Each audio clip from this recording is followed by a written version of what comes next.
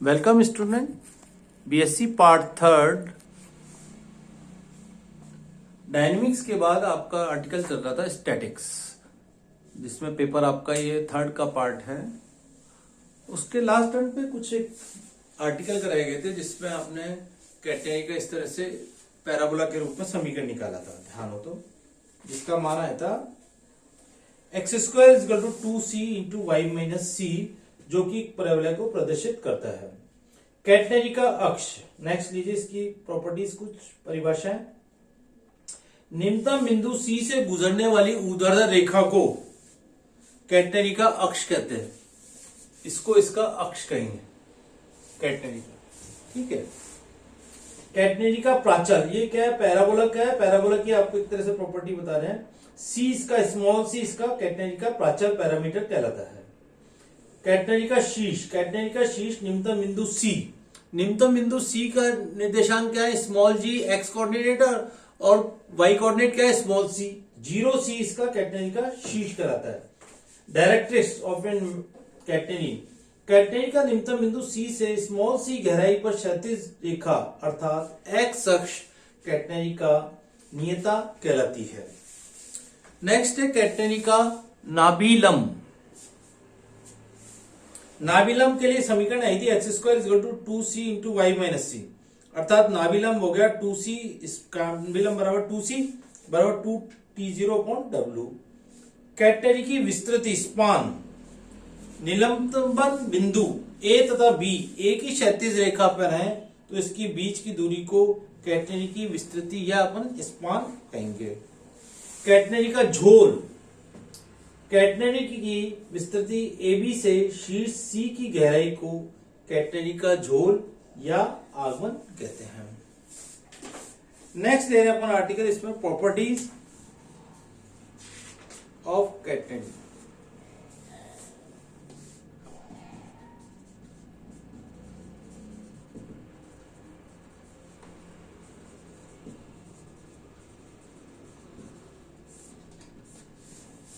साधारण कैटेगरी की बात चल रही है, अर्थात ये दोनों एक ही आपके रेखा में दे रखे हैं। तो सबसे पहला बिंदु है कैटेगरी के प्रत्येक बिंदु पर तनाव T का क्षैतिज घटक। कैटेगरी के प्रत्येक बिंदु पर तनाव T का क्षैतिज घटक सदैव समान रहता है, अर्थात T0 बराबर था आपका, ध्यान हो तो WC बराबर था T sine T cos of sine. पहला फार्मूला अपन ने ये निकाला था। फॉर सेकेंड, कैटेगरी के किसी बिंदु P पर तनाव का ऊर्ध्वाधर घटक WS के बराबर निकाला था। T साइन साई बराबर क्या था, ध्यान हो तो WS। ये अपना सेकेंड फार्मूला बना लिया। नेक्स्ट निकाल रहे रिलेशन Y तथा साई में संबंध, ठीक है। तो आपने कुछ फार्मूले तो लिख लीजिए। पहले dx अपॉन ds का मान क्या लिखा था, cos साई, ध्यान हो तो। इसी प्रकार dy बाय ds का क्या था, साइन ऑफ साई। अब y और साई में रिलेशन निकालना है तो dy बाय डी साई निकाल के देखिए। dy बाय डी साई को लिख सकते हैं dy बाय ds और ds बाय डी साई, और s is equal to first formula आया था c टेंजेंट साई। यहां पे लिख लेते हैं, इन दोनों को भाग दिया था तो भी आ गया था s बराबर c टेंजेंट साई। तो ds बाय डी साई का मान क्या आ गया,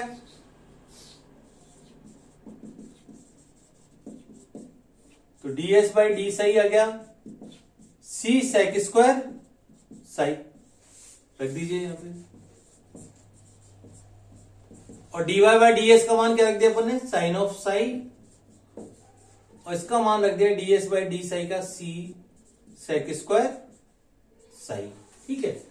तो dy बाय डी साई हो गया c साइन साई बटे कॉस साई, तो सेक साई और टेंजेंट साई बन गया एक। c sec x tan x आ गया। अब इसको इंटीग्रेट करते हैं, सेक एक्स टेन एक्स का इंटीग्रल क्या आता है, याद हो तो सेक साई इंटीग्रल कर दीजिए, y इज इक्वल टू हो गया c sec psi plus constant ले लिया अपन ने c1। अब निम्नतम बिंदु कैपिटल C है आपका, निम्नतम बिंदु C पर आपको इसका मान निकालना है। निम्नतम बिंदु C पर साई का मान क्या है 0, y का मान क्या है स्मॉल c।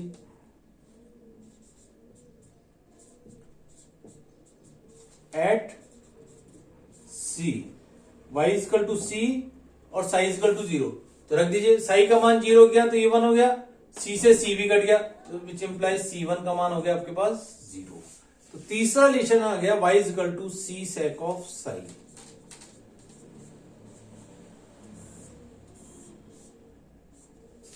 नेक्स्ट लीजिए फोर्थ, x तथा साई में संबंध।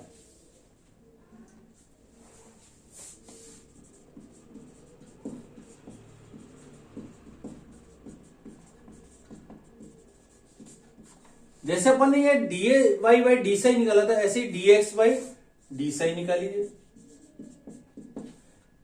इसको लिख सकते हैं d s by d s और d s by d psi, as it is लिख लिया। D x by d s का मान क्या है कॉस साई, और d s by d Sai का मान है सी सेक स्क्वायर साई, जैसे अपन ने पिछले टर्न पे निकाला था। इस देखिए एक कॉस साई से सेक साई कट जाएगा, तो यहां क्या रह जाएगा केवल c sec of psi, d x by d Sai.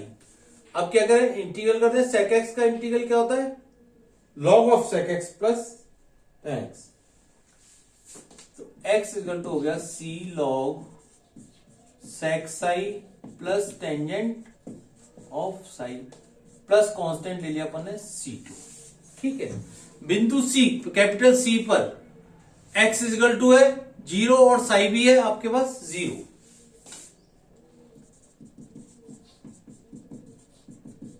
C2 का मान चेक कीजिए, सेक साई 1 होता है लेकिन सेक 0 1 हो जाएगा, टेंजेंट साई 0, लॉग 1 0 हो जाएगा, तो x इक्वल टू 0, तो C2 बराबर ही हो गया 0। तो x equal to next relation आ गया C log sec psi plus tangent of psi, ये आ गया अपना नेक्स्ट रिलेशन। तो इस तरह से अपन ने क्या y और साई में रिलेशन निकाला, इसी पर x और साई में रिलेशन निकाल लिया। इसको अपन थर्ड नंबर ही दे देते हैं और इसको फोर्थ नंबर। नेक्स्ट इक्वेशन निकालिए, s तथा x में संबंध।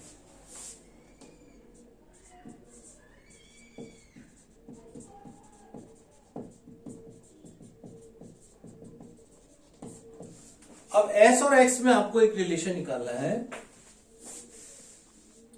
कैसे?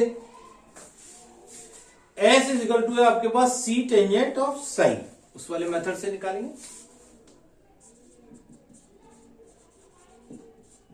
और टेंजेंट साई को क्या लिख सकते हैं dy बाई डी एक्स। ठीक है, एक dy बाई डी एक्स का फॉर्मूला निकालने के लिए एक और रिलेशन निकाला था, y is equal to c cos h x upon c।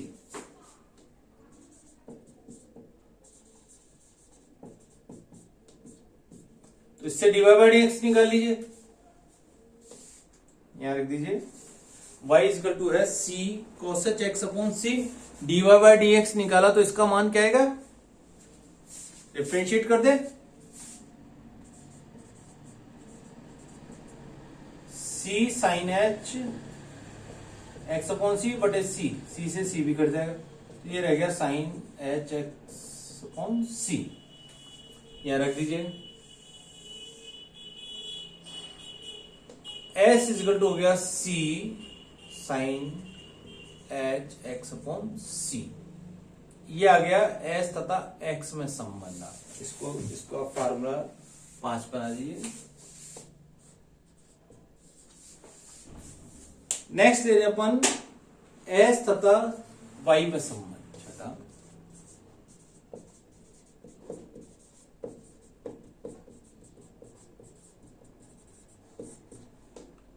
s is equal to है आपके पास c टेंजेंट साई, ये अपन ने फॉर्मूला, और एक निकाला था y equal to c sec psi, इसी से निकालेंगे।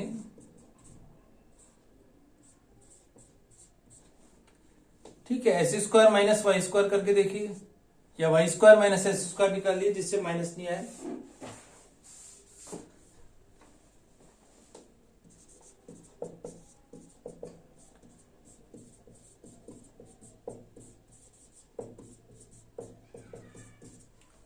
तो y square minus s square equal to हो गया सी स्क्वायर, और वाई स्क्वायर इक्वल टू हो गया c square plus s square.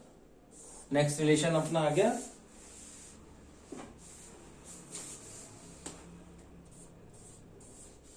Y square equal to c square plus s square. अब देखिए कैटनेरी, नेक्स्ट फॉर्मूला लिखिए, कैटनेरी के निम्नतम बिंदु पर तनाव नियता से उस बिंदु की ऊंचाई के समानुपाती होता है। अब ये दोनों मेथड मिटा देते हैं, तीसरा और चौथे का रिलेशन फार्मूला लिखा रहने दीजिए। ठीक है,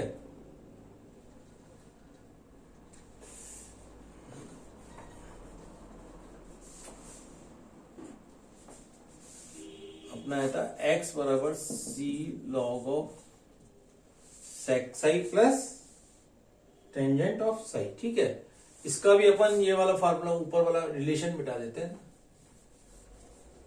रिलेशन रहने दीजिए और ये प्रूफ मिटा दीजिए इसका, जिससे क्या है कि आगे का अपन काम कर सके। लिखिए नेक्स्ट, 7वां पॉइंट है इसी में, कैटनरी के प्रत्येक बिंदु पर तनाव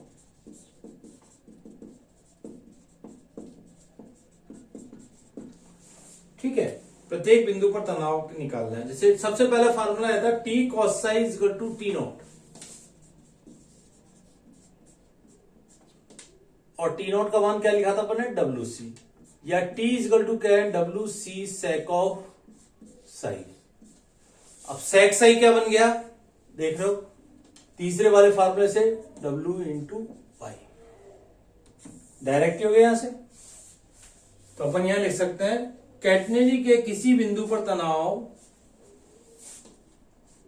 कैटनेरी के किसी बिंदु पर तनाव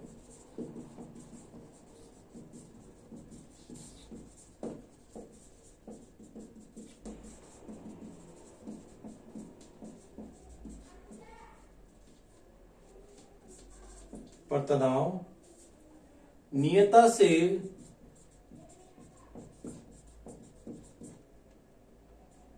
बिंदु की ऊंचाई के समानुपाती है।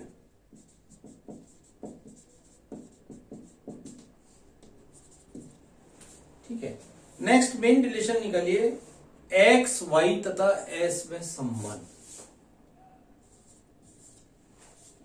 एक्स वाई तथा एस में संबंध, एक्स वाई तथा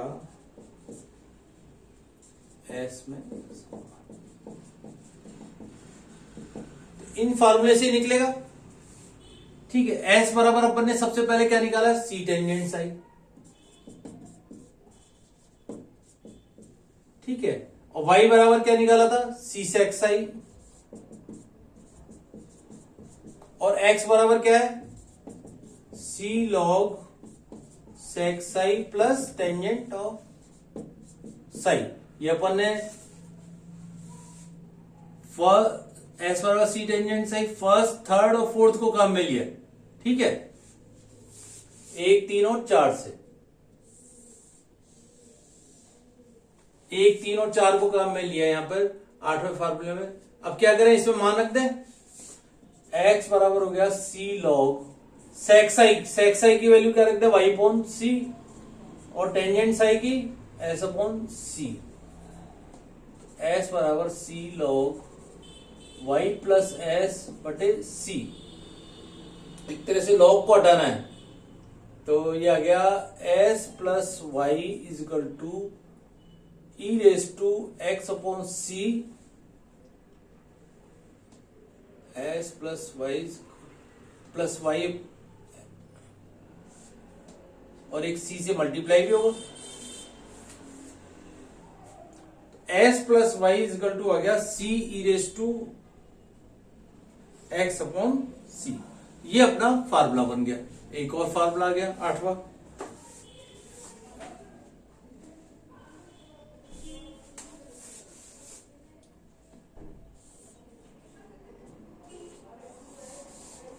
अब देखिए वक्रता त्रिज्या भी निकालनी है। मान लो वक्रता त्रिज्या को अपन किससे डिनोट करते हैं? रो से। ध्यान हो तो रो बराबर होता है ds अपॉन डी साई, बराबर हो गया c sec square upon sec square psi. Rho बराबर हो गया c sec square psi. Next है इसी में कैटेनरी के किसी बिंदु पर तनाव T तथा निम्नतम बिंदु C पर T0 है तो उसके तनावों के वर्गों का योग निकालिए। T square plus T not square, वर्गों का अंतर, योग नहीं निकालना, वर्गों का अंतर निकालना। T square minus T not square बराबर डब्ल्यू वाई का स्क्वायर माइनस डब्ल्यू सी का स्क्वायर। एक और दो फार्मूले को ले लीजिए। नेक्स्ट अपन रिलेशन मिटा नहीं सकते, यहां पर ले लेते हैं 9th। ठीक है, T square minus T not square first और सेकंड से ले लिया, डब्ल्यू वाई का स्क्वायर माइनस डब्ल्यू सी का स्क्वायर, वाई स्क्वायर माइनस सी स्क्वायर, वाई स्क्वायर माइनस सी स्क्वायर आपने ये रहा बराबर है डब्ल्यू स्क्वायर एस स्क्वायर। ये देखिए तो ये क्या हुआ, डोरी सीपी का भार है।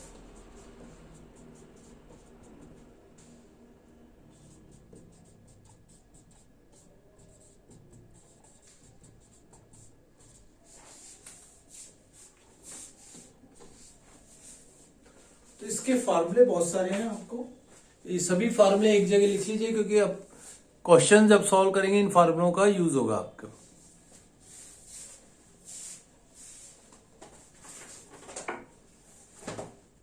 इसी में नेक्स्ट अपन आर्टिकल एक और छोटा सा ले लेते हैं, फ्रिक्शन, जो कि आप उसकी केवल कंडीशन काम में लेंगे। तो अभी मैं इसके कैटेनरी के डायग्राम को बताता हूं, प्रॉपर्टी लिखे रह देता हूं यहाँ पे। फ्रिक्शन का कुछ क्वेश्चंस यहाँ पे आएंगे तो केवल उसके जो अभी जो काम में लेंगे वो चीज यहाँ पे लिख देते हैं। घर्षण, घर्षण से मतलब है जैसे कोई पार्टिकल रखा हुआ है तो वो स्थिर अवस्था में रहेगा। स्थिर अवस्था में जब रहेगा उसपे कुछ घर्षण भी होगा। जैसे जब दो पिंड परस्पर स्पर्श करते हैं तो पिंडों का वह गुण जिसके कारण उसके मध्यस्थ के स्पर्श बिंदु पर स्पर्श प्रतिरोधी बल उत्पन्न होता है, जो पिंड एक दूसरे को सरकने या फिसलने से रोकता है, उस मध्यस्थ को घर्षण या फ्रिक्शन कहते हैं और इस बल को घर्षण बल कहते हैं। अपन ले रहे केवल एंगल ऑफ फ्रिक्शन, अभी यूज में जो आएगा आपका एंगल ऑफ फ्रिक्शन है।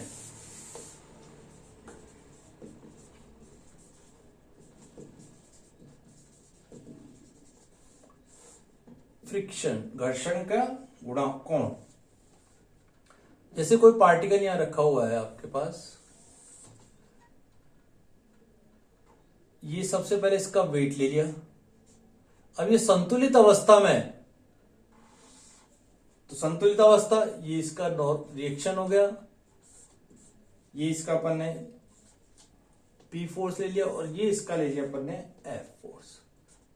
तो कोई पार्टिकल इस तरह से संतुलित अवस्था में रहेगा। ठीक है, और जो लैम्डा है अपना घर्षण गुणांक, घर्षण गुणांक कहां से निकालेंगे हम लोग, घर्षण कोण की जरूरत पड़ेगी। और ठीक है, जब पिंड एक दूसरे के संपर्क में है तो सीमांत संतुलित अवस्था में, सीमांत संतुलित अवस्था, तो उसके स्पर्श बिंदु पर महत्तम घर्षण बल एवं अभिलंब प्रतिक्रिया के बीच का अचर अनुपात होता है। इस अचर अनुपात को घर्षण गुणांक कहते हैं। इसको अपन म्यू से प्रदर्शित करते हैं। तो म्यू बराबर हो रहा है घर्षण गुणांक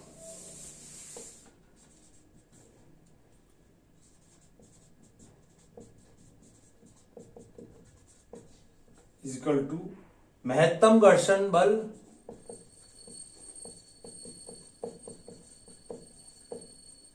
बटे अभिलंब प्रतिक्रिया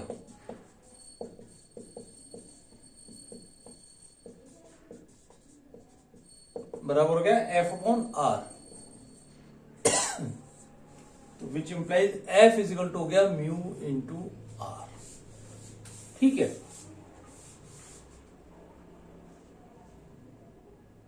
म्यू का मान अधिकतम 1 है और न्यूनतम 0 है, अर्थात चिकने पिंड के समय म्यू का मान 0 लेते हैं और पूर्ण वृक्ष के लिए म्यू का मान 1 लेते हैं।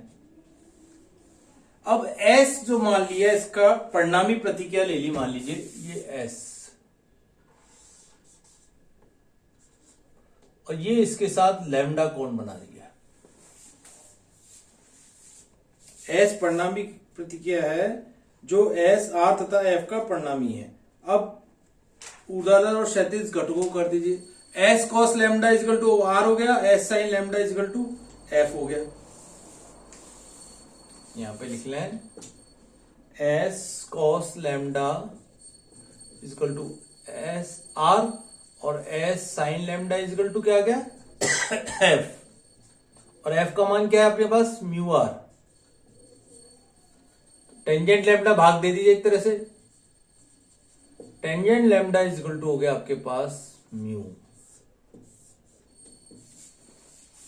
तो घर्षण गुणांक इजकल टू घर्षण कोण का स्पर्शज्या, म्यू इजकल टू है आपके पास टेंजेंट ऑफ लैम्डा। ये आपको ध्यान रखना है। अभी इतना ही आपके इन क्वेश्चंस में काम में आएगा, बाकी आर्टिकल करेंगे जब और समझ में आ जाए आपको।